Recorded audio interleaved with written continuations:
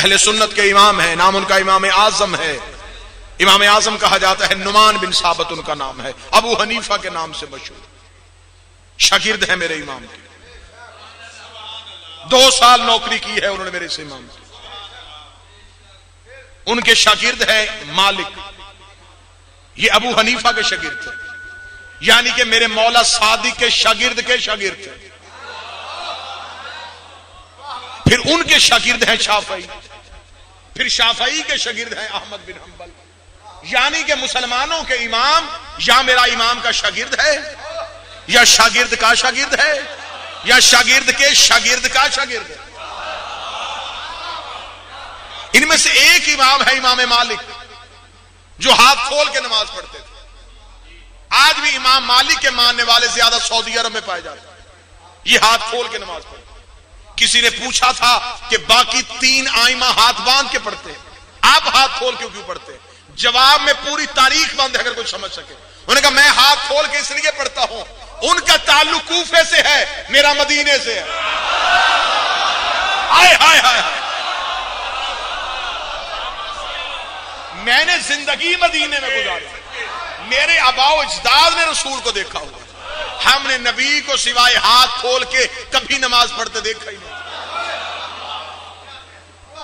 जिसका ताल्लुक मदीने से था वो आज भी हाथ खोल के नमाज पढ़ता। और अपने नौजवान बच्चों की इल्मी वजाहत के लिए कहूं कि जहां इमाम आजम अबू हनीफा ने हाथ बांधने का हुक्म दिया है, उसने भी वाजिब की नीयत से नहीं दिया, उसका भी जुमला बेहतर है कि हाथ बांध के पढ़ी जाए।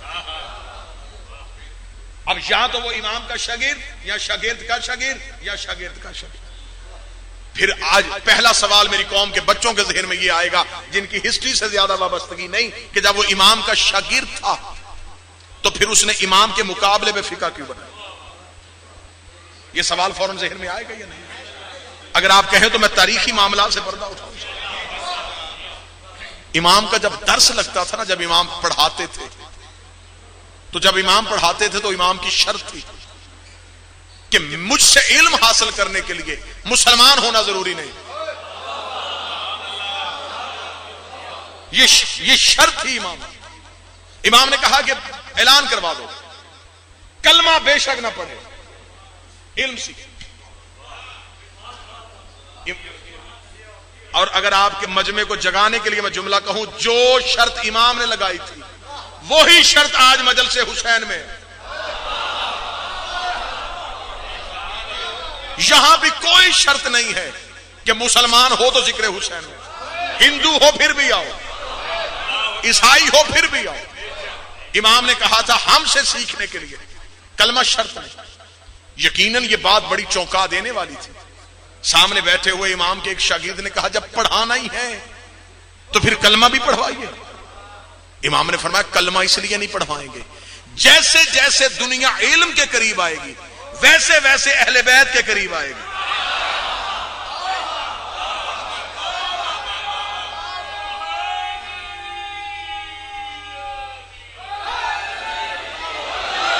मौला ने फरमाया इल्म हमारा ही नाम है, ये सीखेंगे तो ये सब कुछ सीख लेंगे। क्या क्या जवाबात है, क्या क्या इल्मी कारनामे हैं मेरे शहंशाह के, कि एक शख्स वो जहन में एक सवाल लेके आया इमाम की बारगाह। अब सवाल उसका क्या था, हमेशा ये इल्म मुनाजरा का भी असूल है, इल्मुल कलाम का भी असूल है कि आपके सामने बात करने वाला आपसे पूछेगा कुछ, लेकिन मकसद वो कुछ निकालना चाहेगा। हमसे भी बाज़ औक़ात ऐसे सवालात हो जाते हैं जिसमें वो पूछ कुछ रहे होते हैं और हमें पता है कि जब हम जवाब देंगे तो ये नतीजा कहां लेके जाएंगे। अब उससे सवाल क्या किया, सवाल सुनिए। अब उस शख्स के जहन में सवाल यह था कि क्या अल्लाह अला कुल्ले शैन कदीर होने की वजह से यजीद को जन्नत में नहीं भेज सकता? ये उसके जहन में सवाल था। अब उसने अगर इमाम से सीधा ये पूछता तो उसे खबर थी कि इमाम कोई ना कोई किसी ना किसी तरीके से इनकार करेंगे। अब उसने पैंतरा बदला, उसने इमाम की बारगाह में आकर सवाल किया। उसका मौला एक सवाल लेके आया, इमाम फरमाया पूछ। उसने कहा अल्लाह अला कुल्ले शैन कदीर है। इमाम फरमाया बेच। मौला वो जो चाहे वो कर सकता है। मौला फरमाया वो जो चाहे वो कर सकता है। जुमला सुनिएगा। उसने कहा क्या अल्लाह एक अंडे में पूरी दुनिया बंद कर सकता है? अब उसके जहन में यह था कि इमाम कहेंगे हां बंद कर सकता है, तो मैं कहूंगा कि अंडे में दुनिया बंद करना नामुमकिन है। अगर वो खुदा ये कर सकता है तो वो यजीद को जन्नत में क्यों नहीं भेज सकता? सवाल समझ गए? अब सवाल आपके जहन में, अब मैं जवाब इमाम पढ़ने लगा हूं। और मैंने अक्सर मिंबर से बाबा हबीब शाह ये जुमला कहा है कि इमाम का जब जवाब लिया जाए तो किताब का नाम लेने की जरूरत नहीं पड़ती, जवाब खुद बता देता है कि ये इमाम की जुबान से निकला।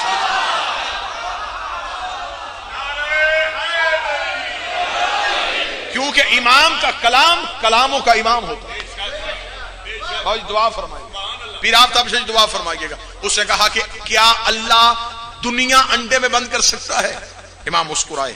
इमाम ने फरमाया बंद कर सकता है, लेकिन अंडे में इतनी अहलियत नहीं है। हाय हाय हाय हाय हाय, अल्लाह के यहां कमी नहीं है, अल्लाह बंद कर सकता है, लेकिन अंडे का इतना शर्फ ही नहीं है कि वो पूरी दुनिया को अपने अंदर समो सके। उसके चेहरे पे हल्की सी परेशानी आई। इमाम ने कहा अब तेरे अंदर वाले सवाल का जवाब बताओ। अंडे में इतनी अहलियत नहीं है कि वो दुनिया को समा सके। अल्लाह भेज सकता था जन्नत में, यजीद में इतनी अहलियत ही नहीं है।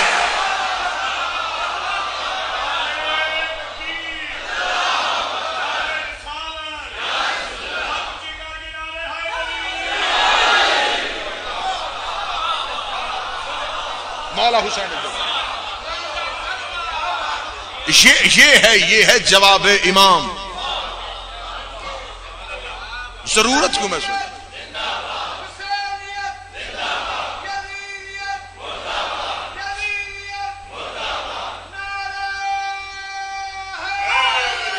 यार मुतवज्जह साहब बिस्मिल्लाह। अब दूसरा सवाल यह, मैं बड़ी जल्दी जल्दी जवाब देना चाहूंगा। दूसरा सवाल यह कि जब वो शागिर्द ही था इमाम का, तो फिर उसको इमाम के सामने क्यों बिठाया गया? हर दौर की हुकूमत ने इमाम का मुकाबला करवाने के लिए हर मुमकिन कोशिश की है कि कुछ भी देना पड़े, इमाम के मुकाबले पे एक मजहब बनाना चाहिए। जब मंसूर दवान की इमाम के दर्स में आया था, जब ये इमाम के दर्स में आया था, तो इसने पहले अपने नौकर भेजे कि आज मैं दर्स इमाम सुनना चाहता हूं। मंसूर के नौकरों ने आके इमाम के शागिर्दों को बताया कि आज इमाम से कहना कि दर्स इस अंदाज में दें कि आज बादशाह आ रहा है, आज जिले सुबहानी आ रहा है, आज हाकम वक्त आ रहा है। लेकिन उन्हें यह खबर नहीं थी कि हुकूमतों की वजह से हुज्जत के बयान नहीं बदले। शागिर्दों ने कहा कि मौला आज मंसूर आ रहा है। तो इमाम ने फरमाया फिर हमें क्या करना चाहिए? मौला क्या होगा? इमाम ने फरमाया जैसे दर्स चलता है वैसे ही चलेगा। इमाम दर्स दे रहे थे या वो पूरे अपने जाहो जलाल के साथ आए। जो ही इमाम के दरवाजे में पहुंचा, उसने कहा कि मेरे सिपाहियों, मेरे घोड़ों के शोर की वजह से एक दफा इमाम के सामने बैठे शागिर्द उठेंगे, फौरन मजमा फटेगा, मुझे रास्ता दिया जाएगा, इमाम के करीब कोई मसनद लगाई जाएगी, मेरा को सरकारी प्रोटोकॉल दिया जाएगा। इमाम के शागिर्द इमाम की बातें सुनने में इतने महजूज थे कि मंसूर आके बैठ भी गया और शागिर्दों में से किसी को पता भी ना चला।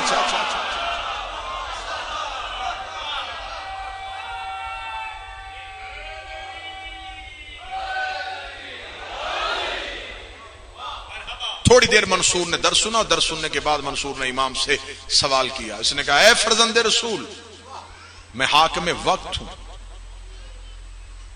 हाकिम वक्त की अतात वाजिब होती है। इतना कहना था या इमाम उसकी तरफ मतवज्जे हुए। इमाम ने फरमाया किसका जानशीन है तू? कहने लगा आपके नाना रसूल का। मुझे हुकूमत मुसलमानों की अजमा ने दी। इमाम ने फरमाया अच्छा, तो क्या तू जानता है कि नबी की नबुव्वत सिर्फ इंसानों पे थी या कुल मखलूकात पे थी? जवाब इमाम सुनिएगा, ये बात किसी आम इंसान से नहीं हो रही, उस दौर के बादशाह से हो रही। इमाम ने फरमाया तू जानता है कि नबी की नबुव्वत तमाम मखलूकात पे थी? कहने लगा बेशक उनकी नबुव्वत तमाम मखलूकात पे थी। इमाम ने फरमाया अगर तू उनका जानशीन है तो तेरी हाकमियत भी तो तमाम मखलूकात पे होनी चाहिए। अभी मंसूर चुप था, इमाम ने कहा क्या तूने कभी किसी जिन को देखा है? कहने लगा कभी नहीं। इमाम ने कहा तू कैसा हाकम है जिसने अभी तक राया ही को नहीं देखा?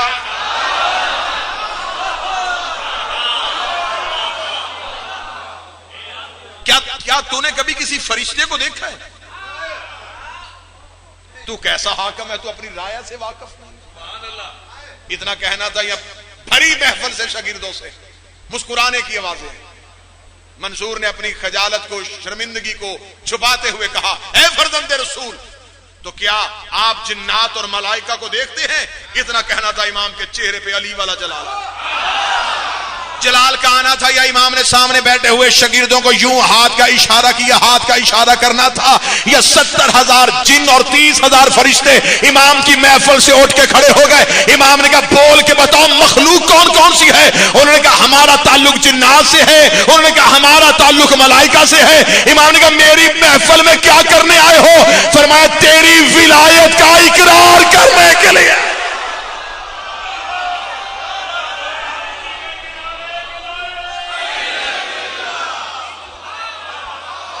तेरी अतात, तेरी हाकमियत,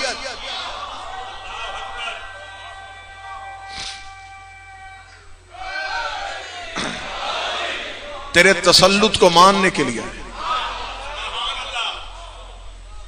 ये जुमला कहना था, या मंसूर जब परेशान होकर बाहर निकला तो इसने कहा कि मुझे इस इमाम के मुकाबले में एक मजहब चाहिए।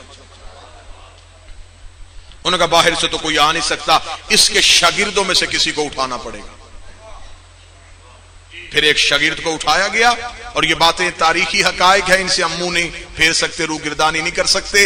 हकायक बिल्कुल वैसे बयान करने चाहिए जैसे हकायक है। पहली मुलाकात में वो भी नहीं माना था।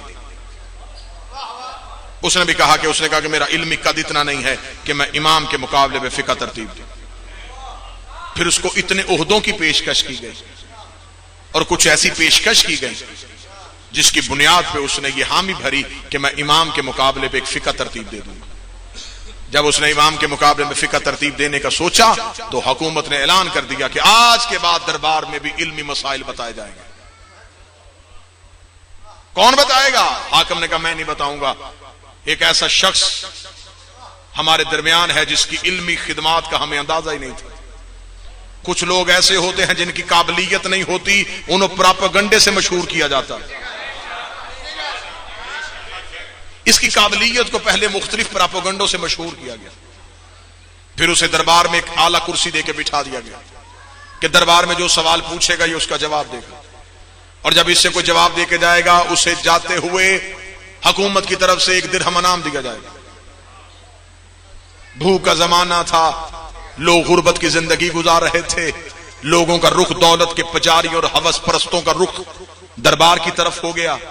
ये जाते छोटे मोटे मसाइल पूछते, खबर मसले से नहीं होती थी, एक दिरहम लेते और वापस पलट आते।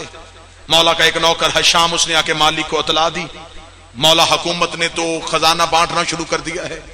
इमाम ने फरमाया तुम भी जाके मरकजी चौक में ऐलान करो कि इमाम फरमाते हैं जो मस्जिद में आके हमसे सवाल पूछेगा आज के बाद वो वापसी पे जाता हुआ एक दिरहम जमा करवा के जाएगा। उसका मौला वहां मिल रहे हैं, यहां देगा कौन?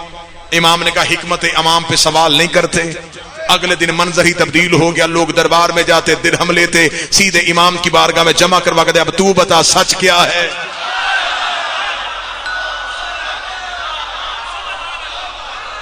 मौला हुसैन मालिक हुसैन खजाने खाली होते गए, मजहब आले मोहम्मद का फैलता इतना फैला कि इमाम ने फौरन 40,000 शागिर्द फारिगुल तहसील कर दी।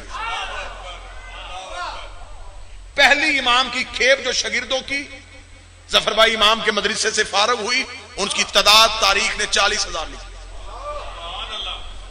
ये 40,000 वो थे जिन्हें लम्हों में इमाम ने कोर्स मुकम्मल करवाया। इनमें को इल्मुल कलाम, को इल्मुल हदीस, को इल्म तफसीर, इल्म कीमिया, इल्म फिजिक्स, इल्म मुआशियात, इल्म हर इल्म इमाम ने उनको दे दिया। और ये जो मैं 40,000 तादाद कह रहा हूं, माजल्ला इसमें इमाम की अलूम की हदबंदी नहीं है कि सिर्फ 40,000 ही शागिर्द बना सके। वक्त इतना मुख्तसर था। जैसे कि अब इज्जतदार अदीब चेहरों से मैं दाद लेने लगा हूं। जैसे कि बाद औकात लोग कहते हैं बाबा जी कि नहजुल बलागा मौला अली की मौजे वाली किताब। नहजुल बलागा अली का मौजा नहीं, एक आलम दीन का मौजा है जिसने अली के खुतबे इकट्ठे किए। अली के मौजे का नाम कुरान है। सिर्फ 40,000 तादाद मुअय्यन नहीं हुई, 40,000 इमाम ने शागिर्द बनाए। अब मजहब की तरवीज देखना, ये फिका जाफरिया फैली क्यों? ये मजहब फैला कैसे? इतना खतरनाक दौर कि हर दौर की हुकूमत इस मजहब के खिलाफ, दिरहम और दिनार तोले जा रहे हैं, गर्दनें काटी जा रही हैं, खोपड़ियों के मीनार बनाए जा रहे हैं, इंसान के लहू के गारे बन रहे हैं। इस मजहब को तीर तलवार से काटा जा रहा था, फिर भी यह मजहब इतना फैल गया। मुझे इज्जत आले मोहम्मद की कसम है, कितनी हुकूमतें लगी इस मजहब को खत्म करने के लिए, और आज भी यह मजहब इतना फैला हुआ है। अगर इस मजहब को कोई हुकूमत बर्दाश्त कर लेती तो जैसे गदीर में फैला था, आज पूरी दुनिया में सिर्फ अली और वलीउल्लाह पर। ये जो आज मकतबे तशय्यो है,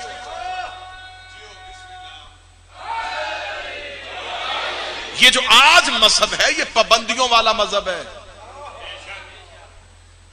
ये जो आज हम आपके सामने मिंबर पे फजाइल पढ़ते हैं, ये इंसान के चमड़े पे लहू के साथ लिखे हुए फजाइल हैं। आप क्या समझते हैं कि ये किताबें बड़ी आसानी से बन गई?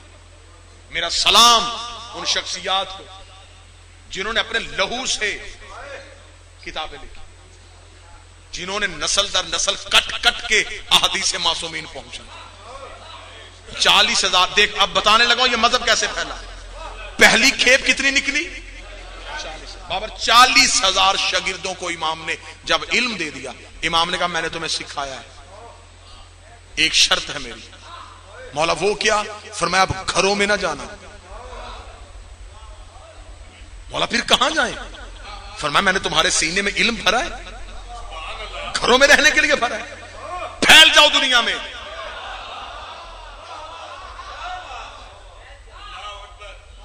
इल्म सीनों में भर दिया। भरने के बाद इमाम ने कहा फैल जाओ पूरी दुनिया में। मौला कहां जाए? फरमाया दुनिया के कोने कोने में जाओ। फिर ये इमाम के शागिर्द घरों को नहीं गए, किसी ने पैदल सफर, कोई घोड़े पे बैठा, कोई ऊंट दौड़ाया, जंगलों में, सहराहों में, बस्तियों में, आबादियों में ये मुंतकिल हो गए। लोगों को इकट्ठा करते, मासूम की हदीस सुनाते। कोई पूछता ये कहां से सीखी है? कहते काला सादिक।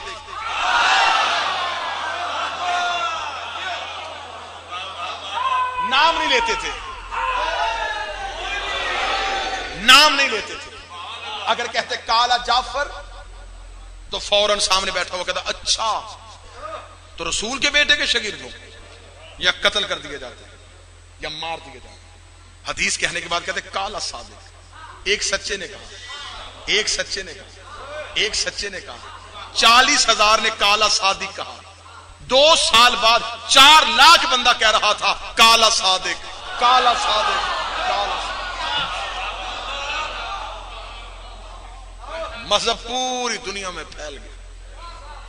इमाम का एक शागिर्द किसी महफिल में बैठा था, नाम उसका हशाम था।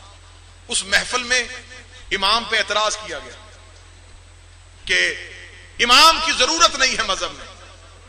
हशाम उठ के खड़ा हो गया।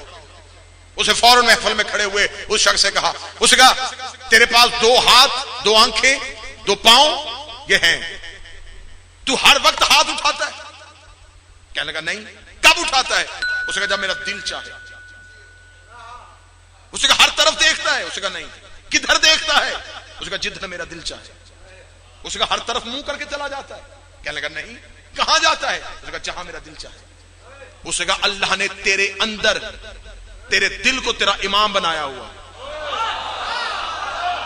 जब तेरा बदन बगैर एक इमाम के नहीं चल रहा, तो इतनी भरी कायनात बगैर इमाम के कैसे चल रही है?